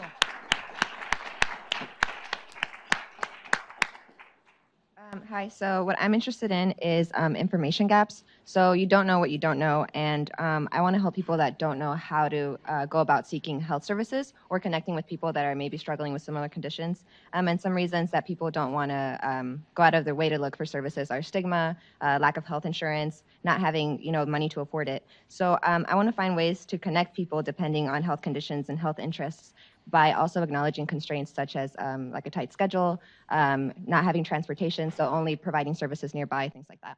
Thank you. Hi, I'm Judy. I'm number 11. In Michigan, opioid overdoses actually kill more people than car deaths or gun violence, which is very shocking. I'm interested in communicating how to see what an overdose or prevent an overdose, and to get the information out to loved ones and people who are concerned about the person before they actually die. So thank you. And others, you're welcome to clap too. Hi, my name is Eric Anderson. I'm number 12. I've got the Angry Birds balloon. I come from a journalism background, and I have a master's in health communication, and I feel like there's some great quality writing being done in the health communication sphere, but it's not being out there. It's not being put out there as much as, say, the anthologies in sports writing or fiction or poetry are. If you've ever been inspired by a piece of health communication, come to me. We can write about why we think that it's inspiring, why we think it's educational, and why we think it's important for other people to know what lessons could be taken from those. We can put together our anthology. Hi, I'm Mina. I'm a strawberry balloon. Trust between clinicians and patients is built from dialogue and clear communication, but is dropped over the past several decades with technology like patient portals and EMR. Those could be better designed. What channels can we develop to build, develop, and even rebuild trust between stakeholders like patients, providers, institutions, and even entire health systems? All right. Hi, my name's Sonali and I'm a burger, and I want to do an informative app on veganism. Basically, a lot of people are becoming vegan for environmental and health reasons, but it's very easy not to get the nutrients you need when you're vegan. So I want to create an app that kind of provides supplements or like fix-ins to make sure vegans stay healthy like the rest of us. All right. Make sure you walk to the computer. Hi there, I'm Erican, 15. I often watch doctors take care of Elmo, but when Elmo goes home, he's confused and sort of is lost and doesn't know what to do. And what I'd like to do is address the problem of when Elmo goes home, building that relationship with his physician so he's not as confused when he goes home. Number 16. I think we were missing out on a balloon, but do come on up, and there you go. Perfect. Hello. I would like to work on, I'm Bridget. I'm the frog. I would like to work on the issue of keeping people's motivation high and making sure that they comply with their doctor's orders when they have chronic health conditions, and ensure that they can optimize their health outcomes without losing motivation in the process. All right. Walk to a computer. Hi, everyone. I'm a medical student from Ohio, graduated from here in 2014. I'm number 17. What I'm trying to do is create a trivia app that targets health literacy in teenagers. I want to reward them with like gift cards and target topics like mental health, diet, exercise, childhood obesity. Thank you.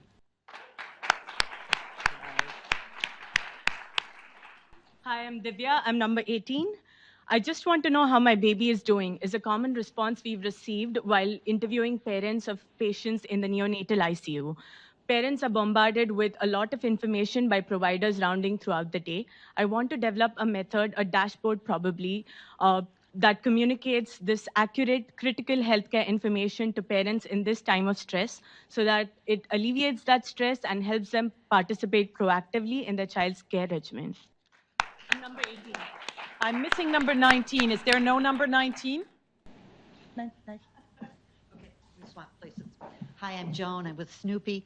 My interest is survivorship for cancer patients.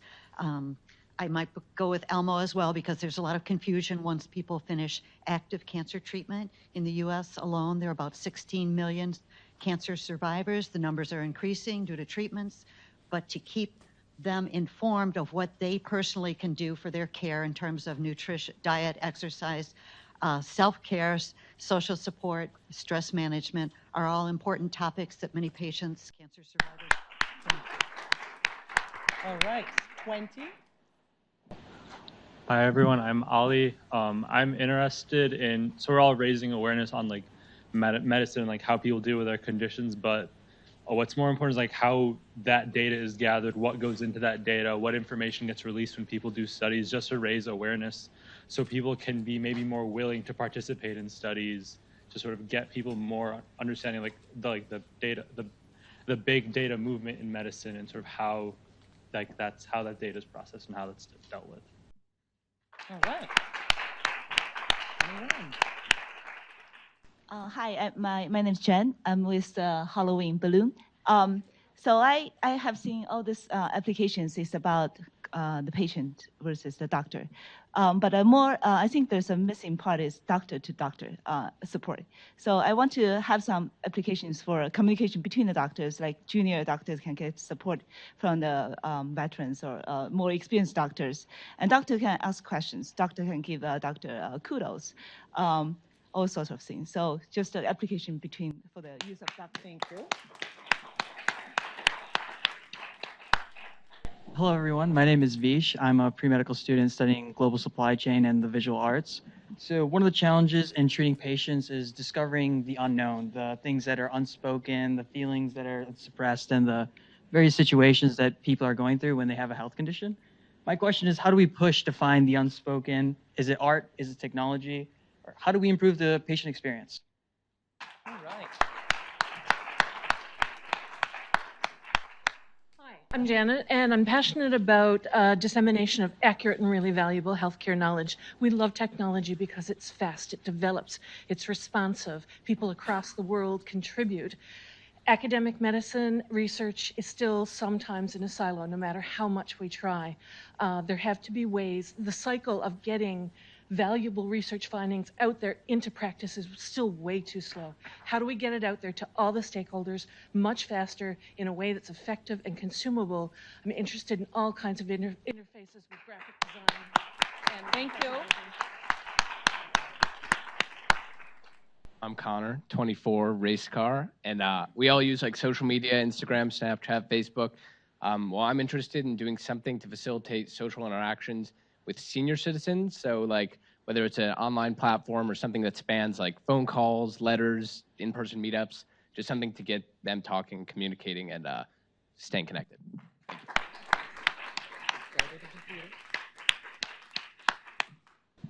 Hi, everyone. My name is Ahmed. I am interested in hacking around the disproportionate prevalence of asthma, specifically in the city of Detroit, but also abroad in the state of Michigan as well. 15% of adults in the city of Detroit have been diagnosed with asthma. That translates to over 100,000 people.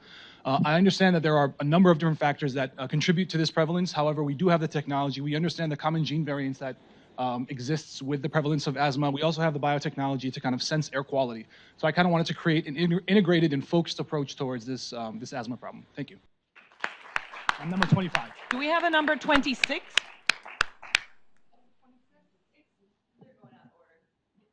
All right. Well, in that case, we'll go 27. My name is Quinn. I'm a data scientist, data architect for University of Michigan Health System. I'm very impressed with the ShareCare app. So my hackathon idea is to invite you guys to download this app as a health professional, as data scientists, as designers, give critique and feedback to this app. Thank you.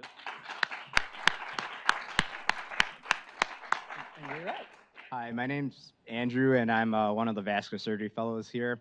I hate writing notes. In terms of daily progress notes, it has a wide variety of reasons to do them, but part of it is conveying information to the patients. A lot of patients have no idea what's going on with them today.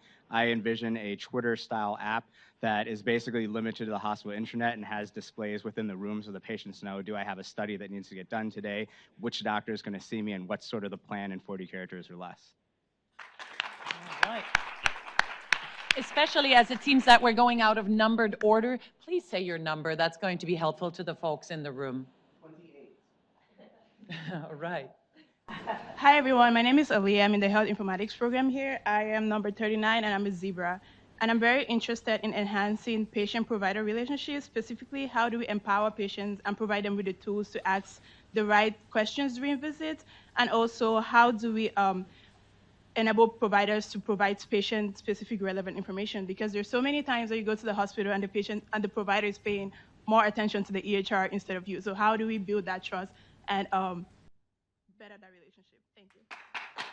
I want number 30 to come up, and I would like the people to ideally stay in the lower 30s at first, just so that we can go reasonably in order. So we've got 30. If there is a 31 over there, or lower 30s, I think I saw some 31 over there. I want to try and wrangle you. If there is a 32 on my side, I'll take you. Otherwise, we've got 34 lined up. Look at each other's numbers. That's why I asked you to kind of put them on you so that I can see you more easily. Thank you. We got 30. Hi, I'm back again. I'm also passionate about waste, and waste in healthcare is particularly concerning because these resources save lives. And I want to create a platform where institutions, nonprofits, all stakeholders can report their excess resources, biological products, biomedical products, or research equipment. And we can also create a logistic system to get it to where we need it in the country, whether it's a war zone or here in America, and also to use that data to predict where and when these resources are going to be needed. So if you join me, I'm number 30. All right, 31. Hi, I'm Elena. I'm number 31. Oops, sorry. And I have the baseball, and my target audience is young women in low-income areas who don't know who to talk to or where to go in case of domestic violence, rape, incest, and even unplanned pregnancy. They might not have any resources or anyone to trust, and they maybe don't have transportation, don't want to inform the police. So I want to find a way that they can find the resources and healthcare that they need. And there is a Planned Parenthood app that's really important, but you might not have a Planned Parenthood near you and need to find resources. All right. We don't have a 32, so we're just going to do 33 now, and after that, 34. Just walk to the computer. Thank you. We got 26. Oh, sorry. Yeah. Hi, I'm Yuming. I'm number 26. I'm a PhD student from biostatistics. I want to come up with an app so we can share the family-based medical information. So on the individual level, your father or your uncle developed diabetes in their 40s may be a strong signal for your health conditions. And on the community, on the whole society level, I think it would help us to understand which gene or which living habits would strongly associate with certain disease. All right. 33, and then after that, 34. Come on up, 34. Hi everyone, I'm Sammy. I'm number 33. I have this colorful little toucan here. I would love to use virtual reality to create tours and guidance for healthcare treatments and treatment facilities. And so by doing this, you can reduce patient anxiety and make medical care a little bit less scary, so more people are actually likely to seek out treatment and be less anxious during it. Thank you. All right. 34 ER doc. In the midst of one of the worst flu seasons in recent memory, I saw a patient in the ER a few weeks ago really sick with the flu. And I asked him whether he had his flu shot, and he answers, "Doc, that's fake." With a 24-hour news cycle and concerns for fake news, we need the policy informant network, consistent of physicians, other clinicians, key stakeholders, and policy thinkers in order to write scientifically based pieces that we can disseminate across the country to inform the communities of the impact of health policy changes. Thank you. What number are you? I'm number 37. So there are many barriers to communication between physicians and families with patients with mental illness. How can doctors and families have transparent and actionable communication while protecting patient privacy? How can patients who may lack awareness of their condition be held accountable by doctors and family to adhere to medication? And how can we use technology to address some of these problems? Some things to consider. Thank you. All right. We're going to do number 36 and 38 right after each other. Okay, hi, I'm Paru. I'm number 36. I'm the fish. My challenge or concern is it's been great listening to everyone here with these apps and all the technology that we have. I've spent the last 20 years working in Detroit with a patient population that may not necessarily have access to a mobile phone. They use a lot of burner phones and things like that. So the ShareCare app really addresses a lot of the things that I was interested in hacking this week. But my concern now is if I'd like to put a team together to help come up with new ways to get to people who don't have access to mobile devices. Thank you. All right. Go ahead. Hello again. My number is 38, even though that I dislike the soccer. So I'm going to say that you may hear that Saudi Arabia nowadays over like sport for students, female specifically, but lots of times my friend said it's way expensive just to join this kind of clubs. So I think that's why we didn't come up with like an app over like exercise, join like neighborhood and do some walk. There is no ban for walking, like start from this way. So I think that's, so I just ask you if you can join me to like provide some of exercises. Thank you. All right. Hi, everyone. My name is Justin. I'm an engineer at Toyota. I'm number 41, Fireworks. I'm about diet. I'd like to empower you to actually accurately monitor your own health by tracking the ins and outs of the digestive tract using technology, and use this as a preventative way to actually monitor your own health accurately and at your own pace. All right. I think 42 is on the other side. That's you. All right. I also want the more introverts to start lining up. I know that it's often taking some time to get everybody out, but if you have an idea and you haven't heard it yet, I want you to come down here. Go ahead, 42. Hi guys, my name is Molly. I'm a health communication master's student at MSU. I'm number 42, the magician, and I'm interested in general, I don't have a specific idea, but addressing this idea of front medical office staff as a barrier to access to care. So many times recommendations change, and I think this is a key group that's left out of those communications, and they're the front line and gatekeepers with the patient, so I want to look at that. All right. This is where I let a little bit of a silence fall, but just because there are always people who think, oh, my idea is not so good. Maybe I don't want to pitch it. And so I'm waiting for you. If that's you, I'm waiting for you. There are no bad ideas. There are no bad problems. So I'm perfectly happy to wait for a couple of seconds until some people decide, like, maybe I should pitch this. Say something you heard in one of the keynotes yesterday or so.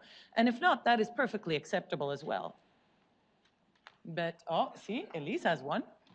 It's open to staff, right? Go for it. On behalf of Manal Patel, how is the best way to communicate and encourage people to use their health insurance coverage? We expend a great deal of energy getting people enrolled in health insurance plans, but how can we communicate and encourage people to actually use that health insurance?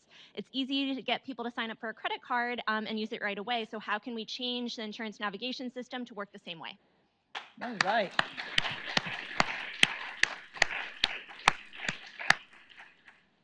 Other problems that people would like to pitch?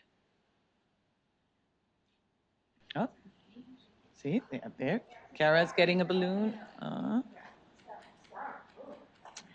That's a nice balloon too, excellent. Give some of you a chance, whether you've heard a problem you're interested in, make your top list of problems of people you want to talk to in a second. Kara. I'm going to the shorter mic.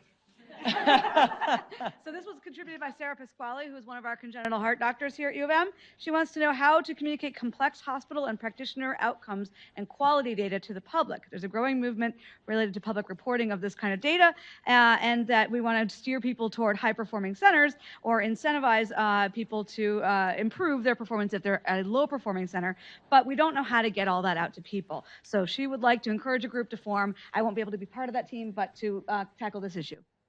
Is the number on the balloon? Very good. Excellent. You're 44. There we go. Perfect. Other problems, and you should see the room full of balloons at some point. If you're sitting in the front, look back. It is fun.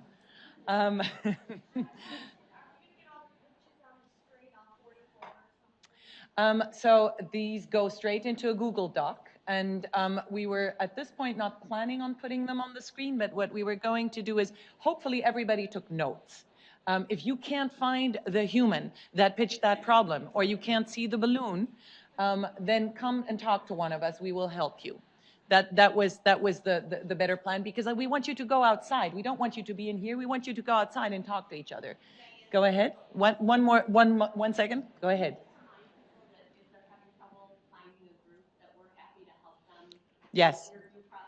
We are happy to facilitate, just because I know that people come in all sizes and shapes, and that means that some of you are more introverted and might not enjoy talking to other people. That's perfectly fine.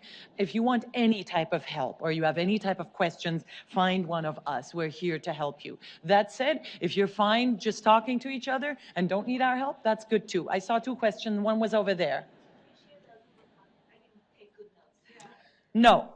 You were supposed to take good notes. You can come and talk to us, and we will help you talk through it. But I told you ahead of time, and so there's a little bit of structure. That said, we are happy to help you. Other questions? Sorry, do we have a hashtag? Yes, we do have a hashtag. I'm so glad you asked. And I'm going to look at it's GFH, like Gupta Family Hackathon 18. GFH 18. That's the hashtag for the event, and thank you. By all means, social media the heck out of this. Other questions or comments? Very good. So what I want you all to do is to go outside. Do we have one latecomer pitch? Very good. By all means, get a number. Do we still have a balloon for this young man? And if we don't, that's fine. That just means we've run out of balloons. Okay. Fabulous. So I don't have a number. I don't have a balloon. Timers? We'll give you a number. And what number is he getting? I have a green 45. Phone, so I'll hold this up. 45 with a green phone. So there's a tremendous amount of food waste in this country, and I'd like to address that. Oftentimes, food gets thrown away through restaurants, even at home, and there are kind of food banks, but I think they're not as connected as they could be or should be. So if that's passion to you and you're interested in green phone. What's your name? My name is David. Excellent, thank you. And there is the number. Put that on your sweater if you will. 45. Just put 45 on your shirt. That would be super helpful. All right. And do anybody want to follow his example and say, there's something that wasn't talked about that I really want to pitch? Going once. Going twice.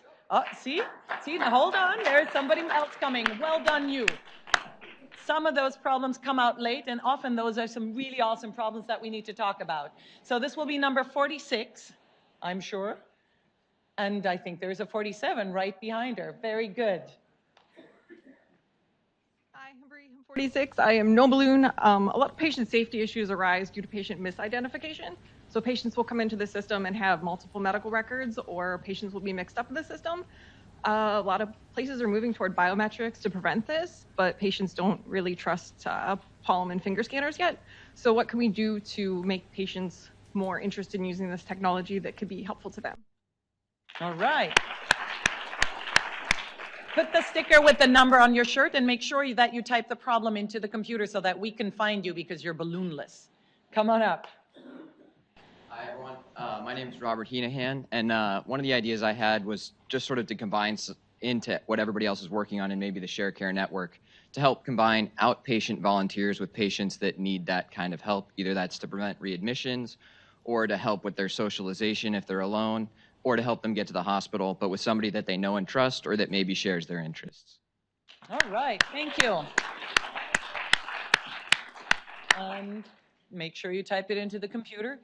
Any other last minute pitches before I tell you to all get the heck out of here and start mingling out in the atrium? Going once. Ooh, there we go. See, there's always a couple of people that come out at the last moment. That's just how that goes. Hackathons, people. So, and there is a number for you, and it's going to be 48. And don't run away afterwards. I want you to type it into a computer. So my number is 48. I'm interested in infertility in women of color and also mental health. So particularly about panic and anxiety attacks and also suicide prevention. So you want to do that? 48. All right. Put a sticker on yourself. Type it in the computer.